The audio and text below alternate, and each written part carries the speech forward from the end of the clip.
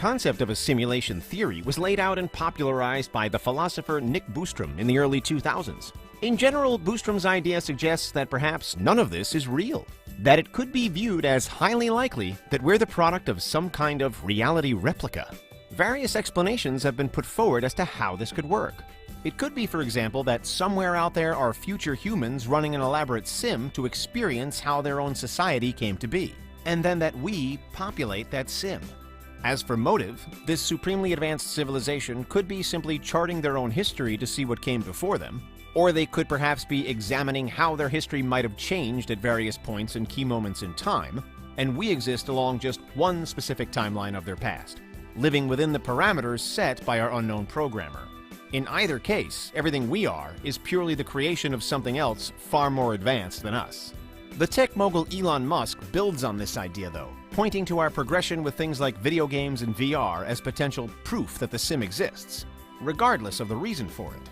The argument goes that, as we're already striving to create the most realistic and immersive experiences just in the name of entertainment, it makes sense that we'd eventually do this for other purposes too. From this perspective, whole universe simulations might even be deemed as not just possible, but probable in the future. It only really depends on how advanced humanity can become. But an idea is one thing, and physical evidence is another. So, if we look around us, are there any real-life indicators or even hints that the sim is real? For many, the most obvious starting points are the various limitations that our universe appears to have, the apparent edges as to what is possible. The Planck length, for example, is used to record the smallest sizes possible in the cosmos. So some have asked whether these extremely small units could exist like pixels do in a computer sim, with reality built and rendered out of an incalculable number of them. There are similar ideas in other fields too, like string theory, supporters of which claim the bottommost level of reality is made up of vibrating strings. It's just that for simulation theorists, instead of string, there are bits of data, and these tiny bits are arranged into reality-building, life-enabling, matrix-confirming code. The speed of light is another point of interest. We know that at approximately 186,000 miles per second, it can't be exceeded. But some sim theorists would ask, what if that's because that speed is actually the rate at which our program processes information? If that were true, then if we were to somehow travel faster than light at the edge of the observable universe, then we could wind up traveling into somewhere that hasn't been fully programmed yet, somewhere outside of the simulation.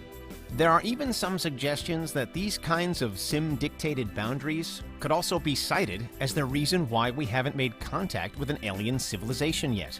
With sim theory, our apparent loneliness could just be because that's what corresponds with the code our controllers chose to run.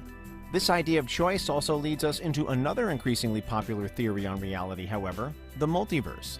For advocates of the multiverse, there is not simply one version of the universe, but an infinite number of potential universes. It's just that we only inhabit one of them.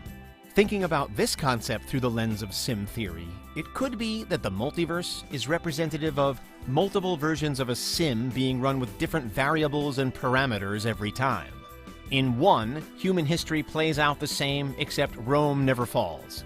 In another, JFK was never shot. And in another, the internet was never invented. In yet another, Homo sapiens never establishes itself on planet Earth at all. It all depends on what the sim controllers choose to make happen. The really interesting thing about the multiverse theory in general, though, is that if it is true in any capacity, then the chances of simulation theory also being true dramatically improve as well.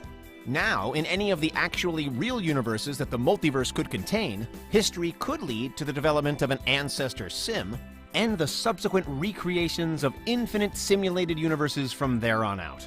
It could happen in one multiverse reality, or 2, or 10, or 100. But wherever it does happen, the number of sims possible would be pretty much infinite. And suddenly, across the vast plains of a multiverse, simulated realities quickly outnumber true realities. It's a rabbit hole which goes infinitely deep, and it's far more likely that we're somewhere down it rather than standing at the entrance. So if the multiverse is real, then we probably do live in a simulation. That's true, but it's also a big if. So what about with our own real-world experiences? Are there signs of a simulation just in everyday life as we know it? Well, a phenomenon so often thrown into the debate is the collective false memory scenario known as the Mandela effect. It's when large numbers of people misremember things in a small or big but similar way, such as with Nelson Mandela, after whom the effect is named, whom many reportedly remember dying in prison when in reality he did not. This type of humanity-wide error is difficult to explain, with many falling back on a familiar refrain that it's a glitch in the matrix. On a smaller scale, similar explanations have been put forward for déjà vu. For sim theorists, though, instances like these could represent some sort of imprint, transferred over from one sim to another. In many ways, then, it might be said that all of this is just a matter of perspective. But therein lies arguably the biggest reason of all why life isn't actually real: our own perspective and our own subjectivity. Everyone's subjective experiences really are a simulation, when you think about it, of objective reality interpreted by our brains, by our minds, and by our senses. Our brains constantly use our past experiences to interpret, understand, and compute the world around us. It's this disconnect between what we perceive as real and what is real that's part of why memes like the white and gold or blue and black dress or the Yanni Laurel sound blew everybody's minds. How could it be that we all interpreted them so differently? Well, really, there are more than a few explanations as to how those particular memes worked. But the general idea does ring true for all of life and the universe as we know it. We see one thing when often we're looking at another. In physics, what's known as the observer effect describes how the act of observing something can alter the state that the thing exists in. It's especially important at the subatomic level, where experiments have shown that under a microscope, particles can suddenly behave like waves and vice versa, whenever they're observed.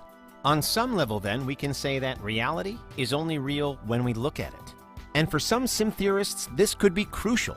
The suggestion being that the observer effect is proof of large-scale, infinitely detailed rendering that's happening all of the time, all around us, allowing us to perceive life as real when really it's a creation, a simulation. In a video game, the levels aren't often fully loaded until a playing character is directed to look at them or move near them.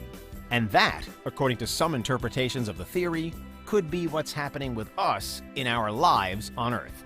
The popular scientist Neil deGrasse Tyson has previously put the odds that we're living in a simulation at 50-50. But ultimately, it might be impossible to prove either way. And even then, it could be argued by a diehard sim theorist that any proof that we're not in a simulation could itself have been simulated. The real secret might be to just stop worrying about it and to enjoy the world we do live in, whether it's a mind-bending, existence-shattering matrix or not.